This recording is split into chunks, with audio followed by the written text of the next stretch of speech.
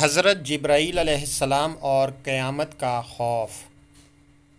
حضرت جبرائیل علیہ السلام انتہائی عظیم المرتبت فرشتے ہیں۔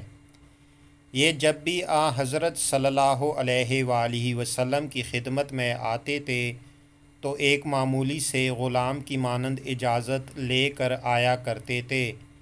ایک دن یہ عظیم الشان فرشتہ حضرت صلی اللہ علیہ وآلہ وسلم کی خدمت میں موجود تھا کہ اچانک کانپنے لگا اور حضرت صلی اللہ علیہ وآلہ وسلم کی پناہ میں آ گیا۔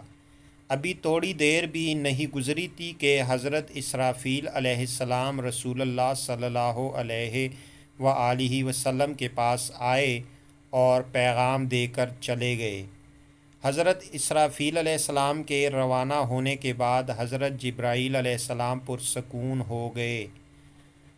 حضرت صلی اللہ علیہ وآلہ وسلم نے جبرائیل علیہ السلام سے پوچھا، تمہیں کیا ہو گیا تھا اور کیوں کانپ رہے تھے؟